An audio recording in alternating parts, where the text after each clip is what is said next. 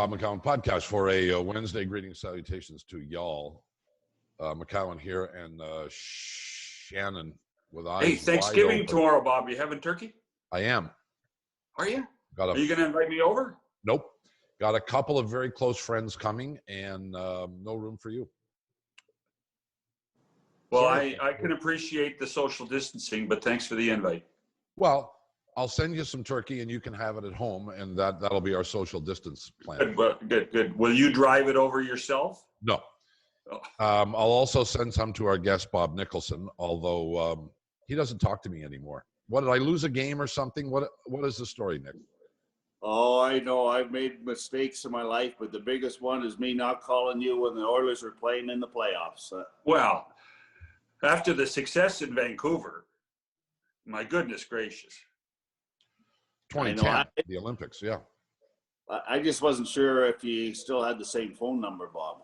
I can't believe I did that miss. Actually, there was no truth to the rumor. He was living in a box under the Jarvis ramp. Okay, Bob? There was no truth to the rumor. Oh, no. Okay. I was happy you cleared that up for me, John, because I didn't want to bring that up myself. Well, that's actually only partially true. I had a 5-bedroom, 8,000 square foot place underneath the Jarvis ramp. Yeah, Jarvis ramp. Not all that bad, you know. Hey, what in the name of the baby Jesus is going on with your league? The NBA has got training camp ready to start. They've got their schedule put in place. They're starting in a couple of 3 weeks, 4 weeks, whatever it is. Nothing from you guys. Crickets. Are you getting nervous? Are you? What's going on? No, you know what? Everyone's looking to have a clear answer. I know that both Gary Bettman and Don Fuhrer are having discussions, and it's complex. You know, the NBA, yes, they're out in front of it. We have a different situation than the NBA, and right now the teams are putting in a lot of their different formulas, financial formulas, and Gary's putting all of that together. We have the border crossing that is different than the NBA. They have one team. We have a number of teams here in Canada. And, you know, the health authorities are changing. Hey, look at in our province when we hosted the hub, we didn't have very many cases. Now we have a lot. So there's a lot going on. I know that both sides want to get playing. And also we just have to have further discussions with the players themselves. So, hey Bob, when you hear that Las Vegas, the Golden Knights, they have 4 players that tested positive. Columbus had at least 4 players test positive. Do you guys have protocols right now for players who want to practice? Yeah, yes, we do. We have, I think we have 9 or 10 players that are practicing in Edmonton, and we have those protocols. They get tested. We had a staff person that was around the players the other last week that was tested positive, so we shut them down for a couple of days. So that's going on. So we're doing the testing with players that are practicing right now in Edmonton. So we all know the Toronto Raptors tried to get the government to allow for NBA teams to come into Canada, and they were turned down. And there seems no reason to believe, I don't think, that the NHL would have any greater success, which leaves us in one place and one place only, and that is a Canadian division, at least for a period of time. Are you aware, A, that is the only way to go, and B, are they talking about some kind of a split season whereby if there's a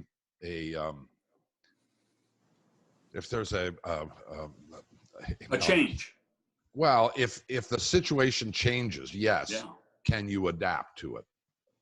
Yeah, I can't tell you that detail if there's going to be a split season. I know that definitely one of the options is for the Canadian teams to be in a division by themselves at the start because of the border crossing regulations. I know the border crossing regulations are coming up again on December 22nd. So we'll see what the federal government does to that. So that's one of the options that the NHLPA and the NHL are looking at for sure. Whether they would change that halfway through the season if the they relaxed that. I'm not aware of that discussion, but I'm sure with all the various models that they got, that's being discussed. It's no secret that there are some owners that actually are losing less money now without playing games than would if they had to pay salaries and open their buildings to no fans. And you talked about teams submitting financial circumstances to the league office. Is that the biggest issue in your mind, do you see, between whether we have a season that starts in January or not?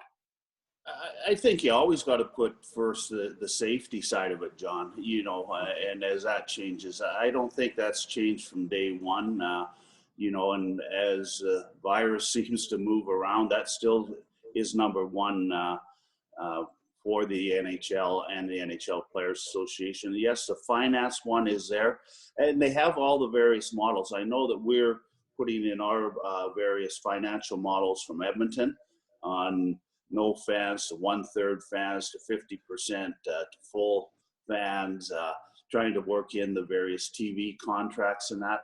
I don't have a real picture on where all that sits within the whole picture of the National Hockey League, and that's what the National Hockey League staff, Gary and Bill, are looking at and taking forward to the NHLPA.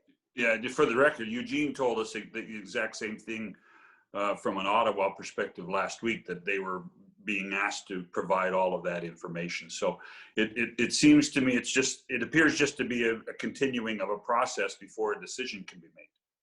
Yeah, I think it's, they're trying to get clear on, where the finances are and where the health situation is in Canada and throughout the States. And, the virus right now is at an all-time high in both of our countries. So that certainly is a concern. What did you learn by hosting the bubble, for lack of a better term? You know what, Bob, that's a real good question. I think the one thing we learned, and I give credit to Gary and Don, that they were really, really strict with the protocols. When we went into the training camps, various teams had positive tests. Everyone got concerned that, some staff, some players had positive tests, but that was really a cleaning out process as they went through that. When everyone got to Edmonton, it was unbelievable how strict they were with the protocols, with everyone wearing masks at the first 5 days, everyone keeping social distancing from each of their teams. And so they really had a clean environment and were able to do that. And, one of the biggest areas of concern wasn't just the players and the staff of the 52 per team. It was really about all the other people that were coming into the bubble, bringing in food, doing services, cleaning services, ice making, and they really had those layers protected to make sure that those people didn't get around any of the players and staff. And that's why we're so successful in both Toronto and Edmonton, because those protocols were put in place and were really, really, really strong. So you're going to host the World Junior, hopefully, if everything goes according to plan. Those same protocols in place? No, they're a little different, John. I was just in Zurich last week with the IHF. I can tell you that I was very pleased with the protocols that the IHF have put in. They're not IHF protocols. They're not Hockey Canada protocols. They're Alberta health protocols, but you have to look at them in a different way. For the World Juniors, you have the various countries coming in. They've got private charters for each of for those teams. Three planes for 7 teams. The key thing that we were looking at from the IHF is 3 days prior to them getting on the plane, they had to have 2 tests that were negative. Then those players and staff could get on the team. Once they land in Edmonton, they're going to be put in their hotel rooms for 5 days in individual hotel rooms. They won't be able to train, but they'll go into those rooms. They'll be tested. So when everyone comes out of their hotel rooms, they will be in a clean environment to go forward with their trading and go into the. So just before Bob jumps in here, the NHL players, and I say this respectfully, are adults. You're dealing with 17, 18, 19-year-old boys. How concerned are you about that when it comes to the protocols? I think that's something that I know that Scott Smith, Tom Rennie, Renee Fussell, myself have had those, and they're going to have compliance officers within each team. They're going to have another number of people that are going to be in that environment. I think the more I've stressed, the more of those people that they can have in the environment walking around. Kids might just forget to put their mask on. You can do it once, but if it continues, what are they going to have to do to that player? So it's going to have to be a real strict environment, and you're going to have to hammer that, not every day, but every hour through that event. With Bob Nicholson, you'll forgive me, but I'm having a hard time understanding why the World Juniors is being contested. I sort of get the NHL and the big TV contract, and it's a long form deal. I know the World Juniors are an extremely popular holiday thing. It's a big deal for TSN. It's a big deal for people who, especially now, I think we would all concede, we're going to be we've been spending a lot of time at home. We're short on entertainment, and it will serve that purpose. But economically, it's got to be challenging. How close do you think it came to not happening at all, Bob?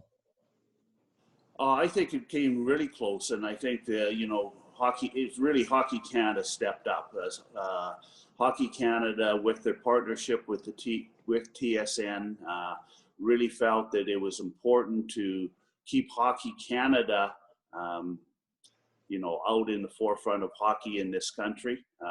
There's one way to do that, and that's to do the World Juniors. I know that their costs are rising. But they feel it's best for Hockey Canada, the symbol of hockey in this country, and the other countries really want to play. As you know, Bob and John, the World Juniors in this country,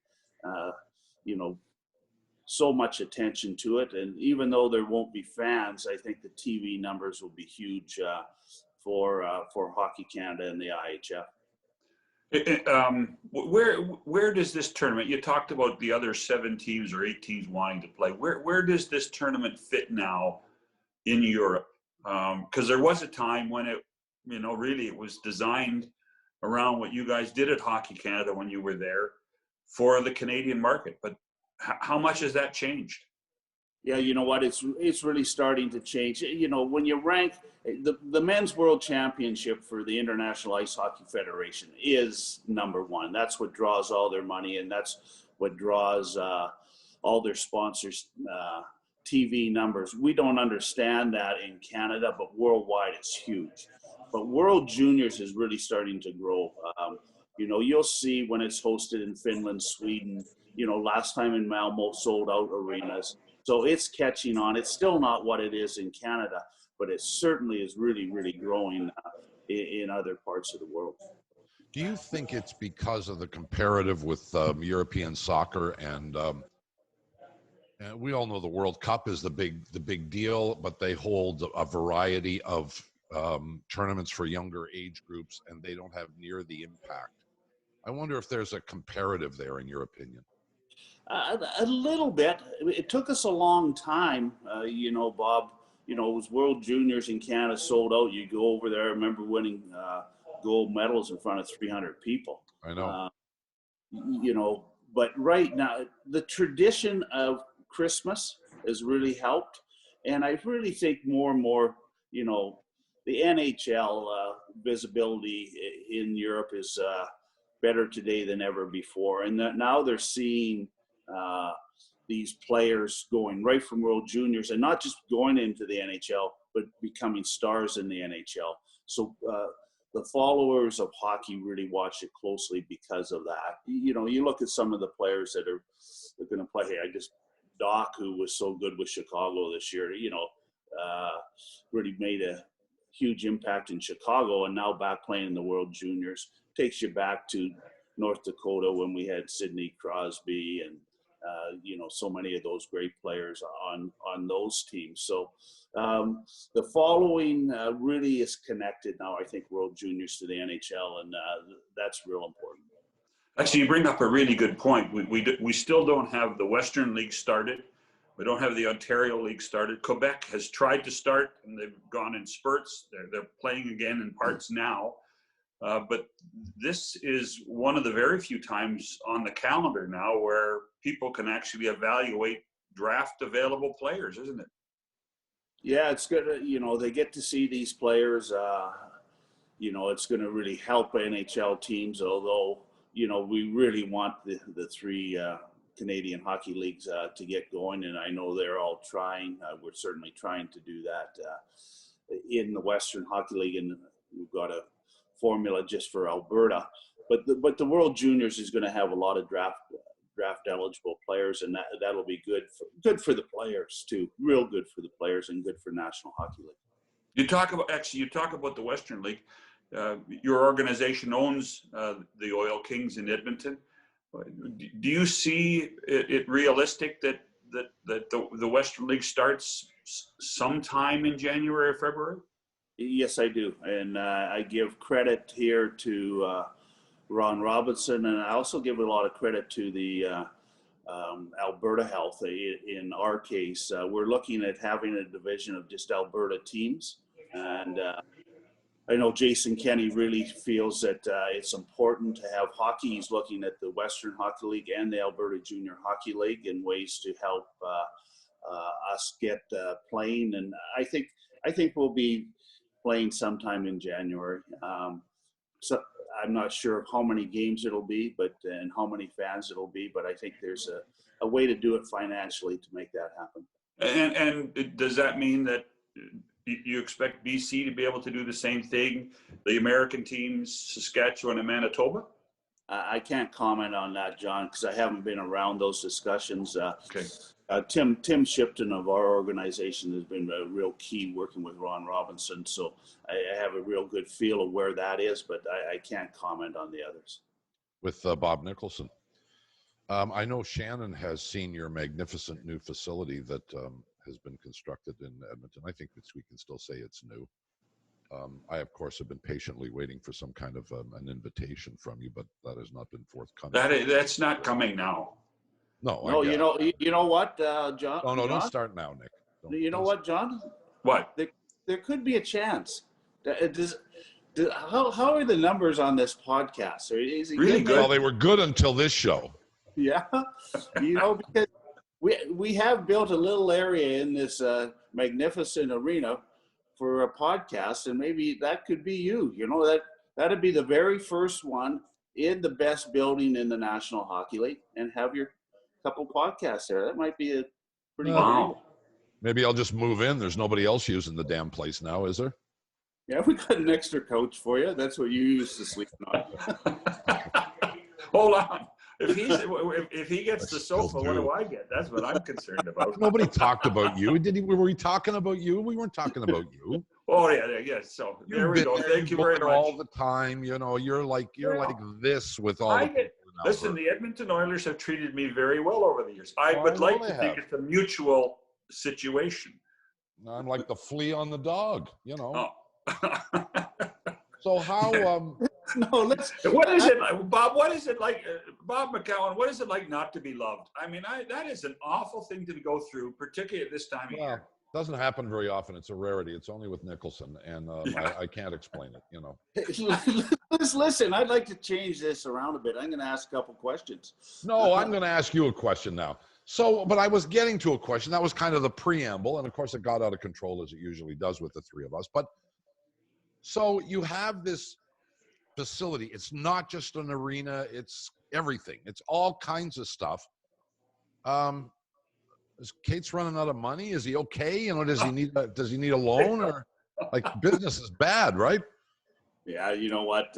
Seriously, business is bad. When you have lockouts, you have all your other businesses to support it.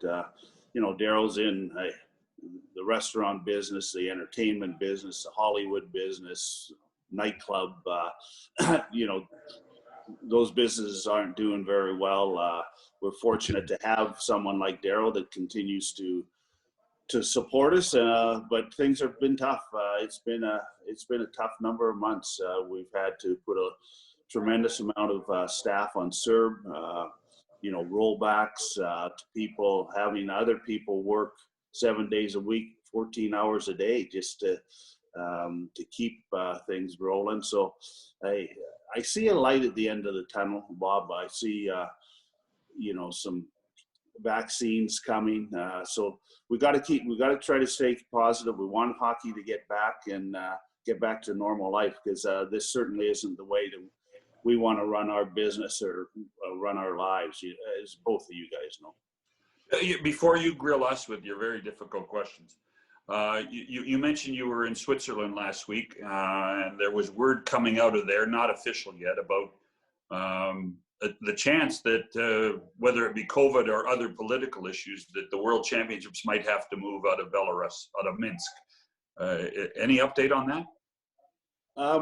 Where we are with all the IHF tournaments, I think there's approximately 40 World Championships worldwide. We've canceled all the World Championships for this year, except World Juniors, Women's Worlds in Halifax, under 18 men's in Plymouth, and Men's World in Belarus.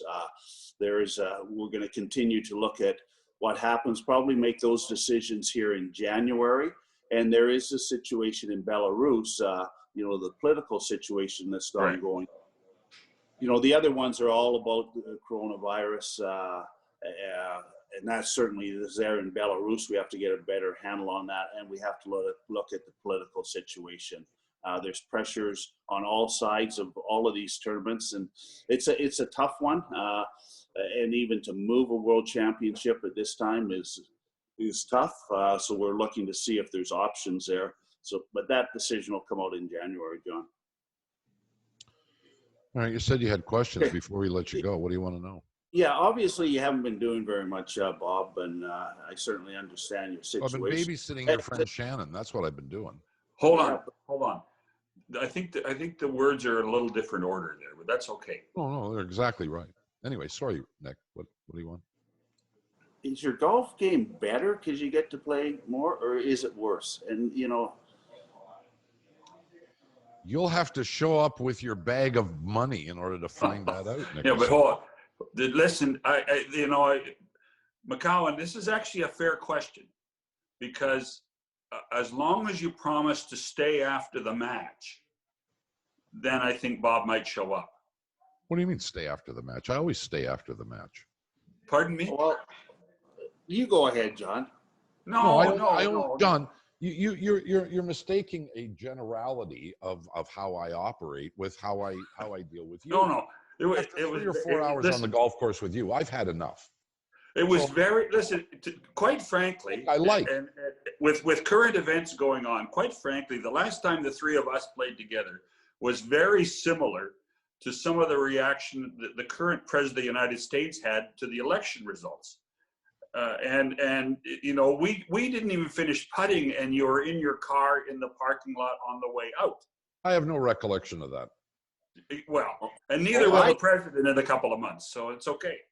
Yeah, I remember that very clearly, and there's a whole trail of money that he had to do right to his car, but I think he was short a couple of dollars as the car took off. Well, what a crock of crap you guys are spending here. No. Where was this blessed event This was at Red Tail with your buddy Brian Cooper. Oh, was it that cockamamie? That event for the ladies? The women's tournament. Yeah. Oh, I love that event. Is that still going on, Nick? Do you know? You're not there anymore, so you don't care. Yeah, I don't get it. No, I think that Pat McElhaney was the key behind all of that. Oh, well, he's had 5 jobs since then. Yeah, he's on his 5th job, so it's changed. But you know what? That was a great event. It was great. It really helped the women's hockey win Olympic gold, and that's why I had to get you out there to get you supporting women's hockey a bit. it helped a little bit, but not a lot. But it really helped me finance some of my habits playing golf. Yeah, I'd love to play with you. I don't think I have to bring a lot of money. I just got to bring an empty bag so you can pour your money in it. So look for it. Well, you know, as part of your world, you have you've helped promote the women's game. You also have been very involved in the Indigenous people, particularly in and around your time with the Oilers. And sad to know that Fred Saskamoose passed away this week. Yeah, very sad. Yeah, really sad.